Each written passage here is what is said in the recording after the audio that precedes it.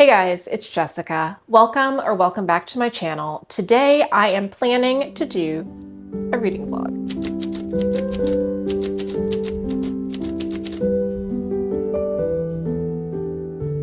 We are in February. It is the month of love, and I thought it would be really fun. A bunch of my local libraries and local bookstores do blind date with a book packages, and I actually have two that I've picked up. One of them I got last year, I never got around to opening, and the other one I picked up the other day. So I'm gonna try to open and read both of these books for this vlog, and I think it's gonna be so fun. These are actually both from like one of my local half-price books, so these are used books, but they write the best descriptions on these. So I'm going to put this one up here so you can maybe you can read it if you want to, but I'm going to tell you what it says. It's a cozy mystery. It says, the cat distribution system is at work when a random stray cat decides to be this librarian's bookmobile co-pilot. But this cat sniffed out trouble when a dead body is found on the bookmobile route. This cat and this librarian know that something is fishy here. Can they serve up some overdue justice? And it's book one in a series. And I paid like $3 for it. And so this is going to be a cozy mystery. I don't expect this to be hard to read. I got to tell you all that like I have scrapped half of my TBR for this month because I am just struggling really hard with reading anything. And both these books that I've picked up, I hope are going to be cozy and give me some cozy vibes and just help me to calm my nervous system a little bit, because that is what I need at the moment. So we're gonna go ahead and open this one and we're gonna see what it is. Obviously it's gonna be about a cat and a bookmobile. It's a mystery, but I'm pretty excited. I love this idea. I think it's so cute. I did one last year. That's actually how I read Gideon the Ninth, which is now one of my favorite books ever. So definitely worth it. All right, let's see. So we have, take off the half-price book sticker here on the front. We have Lending a Paw, a bookmobile cat mystery. Well, oh my goodness, that is so cute. I could die. There's a little cat. He's on top of a pile of books. And it does indeed say, with the help of her rescue cat, Eddie, librarian Minnie Hamilton is driving a bookmobile based in the resort town of Chilson, Michigan, but she better keep both hands on the wheel because it's going to be a bumpy ride. So I don't read a lot of traditional cozy mysteries, but I thought that it was a fun idea to get through something like this. And I haven't read, this is going to be so funny because I have not read anything that was in a mass market paperback form in like literally years. So I think it's going to be fun to get through this, and I'm excited about it. And it's only like 300 pages, and that's in this tiny little format. So I don't feel like that's going to take me a long time. So that is a good choice, and I am excited to read it and see how I feel about my blind date with a book. Okay, and if I sound kind of funny, it's because I do have a cold, and I'm trying to pretend like I do not. It is going around. They've had some of the schools in my town, like they've just shut down the whole school district because there have been so many kids out sick. And it's just like everything's going around right now. And all right, let's look at this second book. And I'm going to go ahead and open it so we know what we're getting into for the vlog. So this one says, here's a picture of the cute label that they've done. It says, this is basically brave little toaster fan fiction. And now you know why I picked it up. Adult fantasy. What if the robots from iRobot got rid of all the humans? It's technically dystopian for the only surviving human. Achillean romance, LGBTQ, sassy robots, a grand adventure with a Roomba and a robot nurse. So that sounds adorable. And it says fantasy. That sounds like sci-fi, but maybe it's fantasy. I don't know. And it gave me a cute little bookmark. Okay, so we're going to go ahead and open this one and to see what the second book I'm going to read for the vlog is going to be. This one's wrapped very differently. When I was at Half Price Books, and I bought this yesterday, the girl who checked me out was actually writing more of these, and I was like, you will do such a good job with these. Because I got one from the library last year, and it was like It said it was a fantasy, but it didn't say it was a young adult fantasy that was like a mermaid romance, and I was not into it. And if it said young adult fantasy, I wouldn't have picked it up. So I appreciate them being specific. So here we go. On and off. We have, all right, let me take the half price book sticker off. These things come off really easily, luckily. We have In the Lives of Puppets by TJ Klune. And I kind of had some suspicions that it might be this one, but I have not read this book.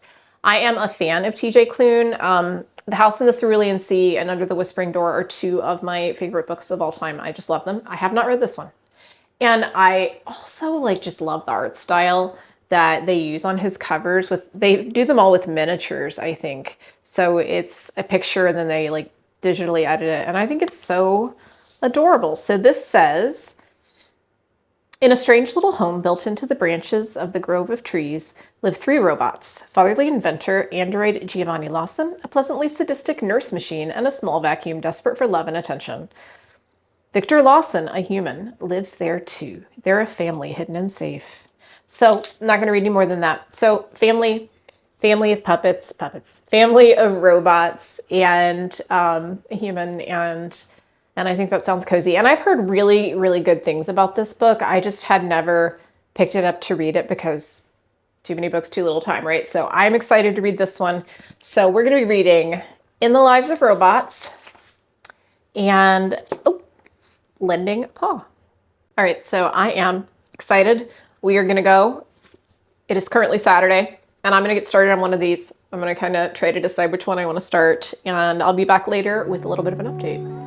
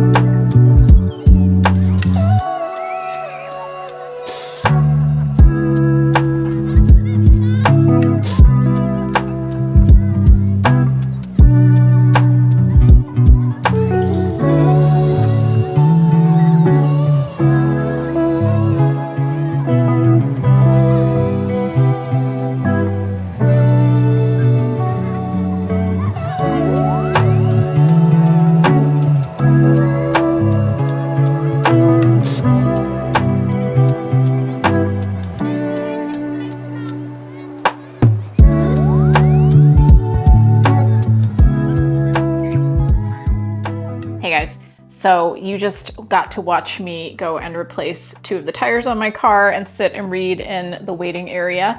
I don't know about where you all live, but it is basically just one big pothole on our roads here in Cincinnati because the winter has been so horrendous. And the other day I dropped Sean off at work in the morning, and then I drive myself to my work, and I got a flat tire by the time I was at work. So we had to buy new tires and get them put on today. It is Saturday, but it was all right. Got some reading time in. People at the tire place were nice. I'm not mad.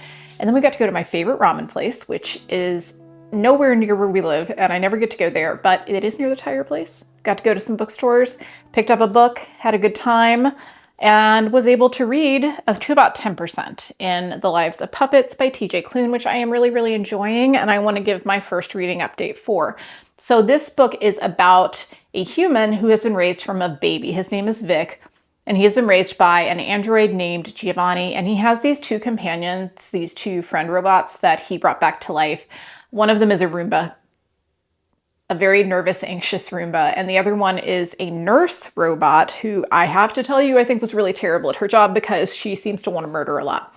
It's very charming and very funny and very cute. They live in kind of this like treehouse compound that they have built.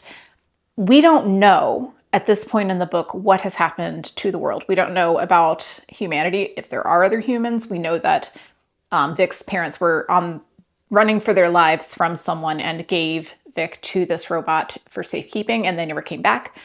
So we know that, but we don't really know if there are more people. I don't know if there's been some kind of robotic uprising. I don't know what kind of a sci-fi world we're dealing with here, but I am actually really enjoying it. It's very charming. The found family aspect of this book is just like up here, and you all know how much I love that. It's reminding me a lot in terms of some of the characters of the relationships within The House in the Cerulean Sea by the same author, which is a book that I adore. So I'm having a really great time with this, and I'm so glad that I managed to pick it up blindly because, to be honest, I don't know if I was going to get to it because this author has so many books for me to get through. So yeah, that's kind of what we've been doing. I am planning to continue reading this through the weekend. I just recorded my TBR video for the month of March. I'm like, what month is it? It took me forever. It doesn't always take me forever to do my TBR videos, but this one just, I kept drawing prompts for which I have 0 books, which is not ideal. I think I got translated books and then realized I didn't have any on my TBR, which actually is probably a me problem and something I need to fix. But anyway, so I'm planning to keep reading this weekend. I just got in the mail, and I'm also going to do a video for, I bought a Kobo for myself and also one for Sean because we're going to be switching from Kindle. So I'm going to do a little video on that. So I'm going to maybe work on that in a little bit, try to get that set up over the weekend, but mostly just trying to enjoy some quiet, chill time because February has just been a really tough month for me. I don't know if it's the weather, if it's the world. It's probably both of those things. It's just been a little bit of a struggle. And this book was kind of what I needed right now. So I'm pretty happy about getting to read it. And I will be back later on to update you all and tell you how it's going.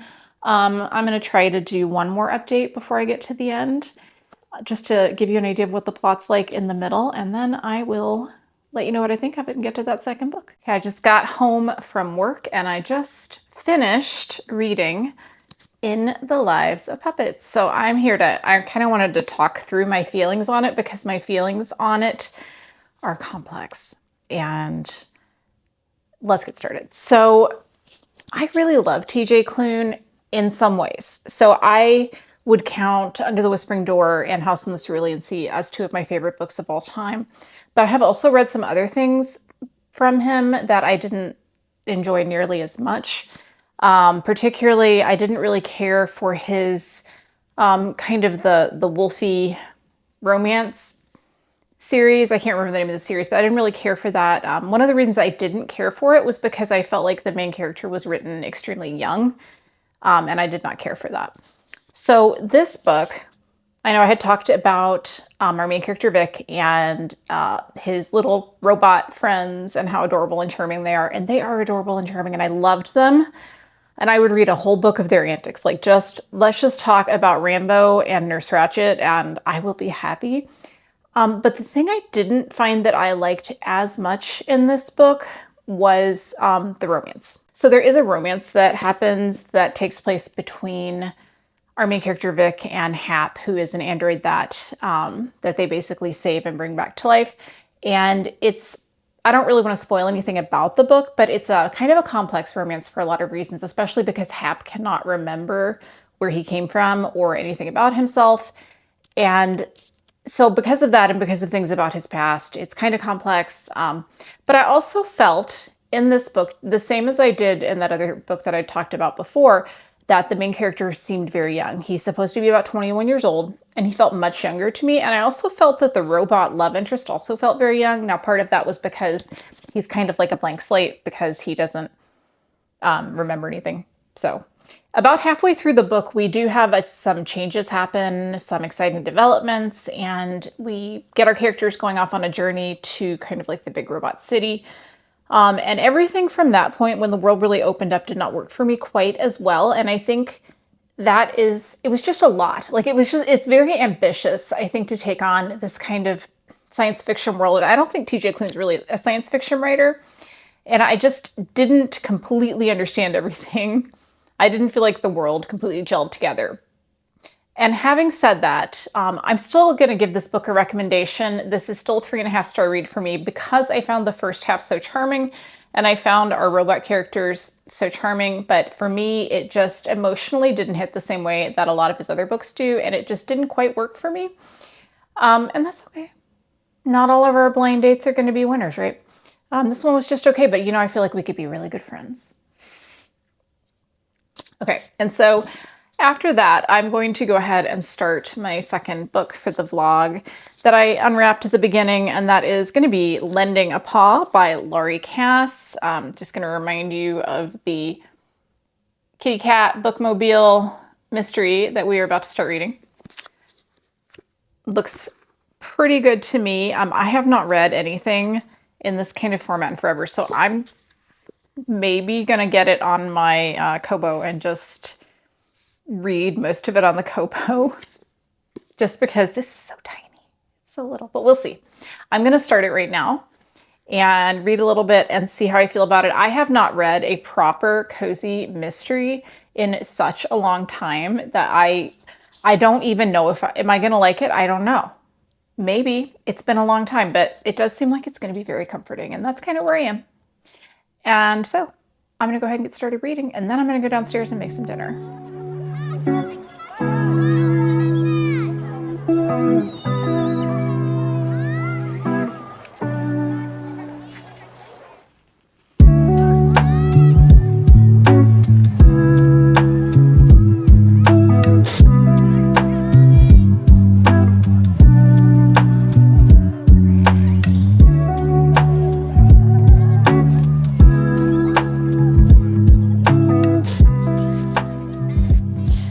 So one chapter read in Lending a Paw, and I can already tell you that our cat friend named Eddie is going to be a favorite. I really enjoyed the setup. The writing seems like it's going to be good and cute and a little bit funny and sweet in that way that cozy mysteries are. No murder yet, but we have a bookmobile, so I'm excited about that. A lot of stuff about libraries and cat. I don't know. It's just speaking to me, so I'm excited. I'm going to go make some dinner. And then I'm going to come back and read a little bit more later.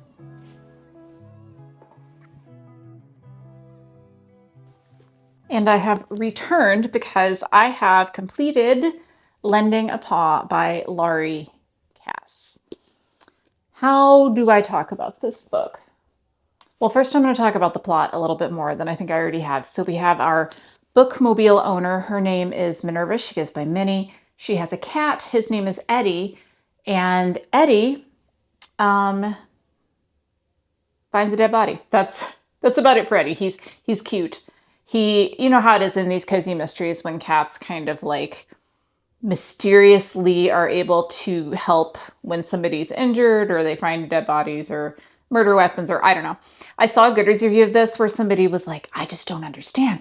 They never explained, does the cat have psychic powers? And I was like, first time reading a cat mystery, because they are all like this. I thought it was cute.